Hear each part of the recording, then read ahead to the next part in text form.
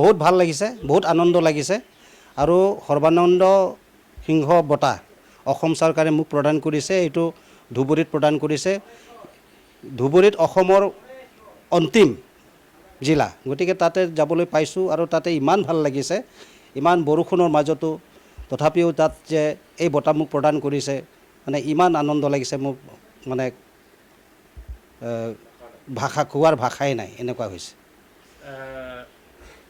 কাৰ্বি আংলঙৰ কাৰণে গৌৰৱ, আপুনি গৌৰৱ, আপুনি কি অনুভৱ কৰিছে, মানে কিহৰ কাৰণে এই বঁটা পোৱা বুলি আপুনি অনুভৱ কৰিছে? কাৰ্বি আংলঙৰ কাৰণে কিমান গৌৰৱ মই ক'ব নাযাওঁ, কিন্তু মোৰ কাৰণেতো বহুত গৌৰৱ। সাধাৰণ ব্যক্তিক যে প্ৰদান কৰিছে অসম চৰকাৰে, সেইটোৱে যে আজি পশ্চিমীয়া সংস্কৃতিটো বিশেষকৈ আমাৰ খিলঞ্জীয়া সমাজত নিজৰ সংস্কৃতি চব পাহৰি গৈছে। গতিকে নিজৰ সংস্কৃতি, নিজৰ গীত মাত নৃত্যবিলাক চব পাহৰি গৈছে। নিজৰ যিটো দৈনন্দিন ব্যৱহাৰ সকলোবিলাক পশ্চিমীয়া সংস্কৃতিয়ে আঁকোৱালি লোৱা দেখিছোঁ। গতিকে আমি নতুন প্ৰজন্মক সেইটোৱে মই আহ্বান কৰিব বিচাৰিছোঁ যে আমাৰ যি খিলঞ্জীয়া, আমাৰ পূৰ্বপুৰুষ যি সংস্কৃতি, যি আমাৰ পূৰ্বপুৰুষসকলে আমাক দি থৈ গৈছে, আমাৰ গুৰুসকলে যি থৈ গৈছে, সেই সংস্কৃতি আমি কেতিয়াও পাহৰিব নালাগে। সেইটোকে আমি কিছুমান আমাৰ পূৰ্বপুৰুষৰ পৰা চলি অহা কিছুমান সংস্কৃতি, কিছুমান আমি সংস্কাৰিত কৰিবলগীয়া আছে, সেইখিনি আমি কৰি যাম, কিন্তু আমি কেতিয়াও নিজৰ পুৰণি সংস্কৃতি আমি পাহৰিব নালাগে।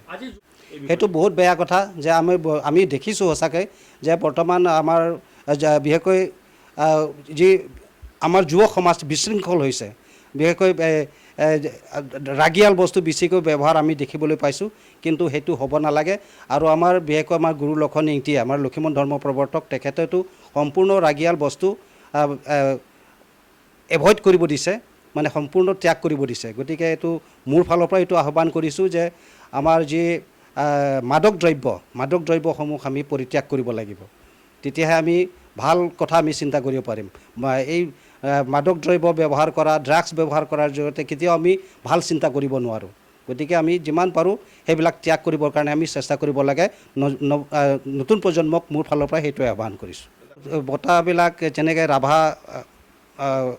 বিষ্ণুপ্ৰসাদ ৰাভা বঁটা দিয়া হৈছে, আৰু তেনেকৈ মোৰ মনত এতিয়া হঠাৎ আহিছেতো, তেনেকৈ 6গৰাকী ব্যক্তিক প্ৰদান কৰা হৈছিল অসম চৰকাৰ কি সাংস্কৃতিক বিভাগে। গতিকে অসম চৰকাৰে যিহেতু দিছে, তেখেতসকলক বহুত ধন্যবাদ দিছোঁ। মোৰ কাৰণে এই বছৰৰ যি সৰ্বানন্দ সিংহ বঁটাটো মোকেই এইবাৰ নিৰ্বাচন কৰা হৈছে। মানে আমাৰ যি লক্ষীমন ধৰ্ম পৰিচালনাৰ কাৰণে এটা লক্ষীমন সংঘ আছে, লক্ষীমন সংঘক প্ৰদান কৰা হৈছে। লক্ষীমন সংঘই ভাল কাম কৰি আছে। লক্ষীমন সংঘই সামাজিক পৰিৱৰ্তনৰ লগত যি সংস্কাৰিত কৰাৰ কাৰণে লক্ষীমন সংঘৰ যি পদক্ষেপ লৈছে, তাৰ কাৰণে চৰকাৰে বহুত, চৰকাৰ নহয়, কলিকতাৰ বাৰাবাজাৰ এটা পুস্তকালয়, তেওঁলোকে এই সংস্থাই আমাক প্ৰদান কৰা হৈছে লক্ষীমন সংঘৰ কাৰণে। লক্ষীমন সংঘৰ হৈ তেওঁলোকে মোৰ নামটো প্ৰস্তাৱ কৰিছে। গতিকে লক্ষীমন সংঘৰ হৈ পেলাই মই এই বঁটাটো গ্ৰহণ কৰিব যাম। বঁটাটো বিবেকানন্দ সেৱা সন্মান, এইটো 25 জুনত দিয়া হ'ব। মই গ্ৰহণ কৰিব যাম, লক্ষীমন সংঘৰ হৈ পেলাই মই যাম। এইটো সৰ্বভাৰতীয়। এই সন্মানটো প্ৰথমতে পাইছিলে ৰাণীমা গাইদিনলু নাগালেণ্ডৰ, তাৰপাছতে শ্বিলঙৰ ৱাণ্ডাৰছেন মাউৰীও পাইছিল, আৰু এই বঁটা যি কেইবাজনো পাইছে। এই মোৰ ভাগত এবাৰ 37 নম্বৰ পৰিছে।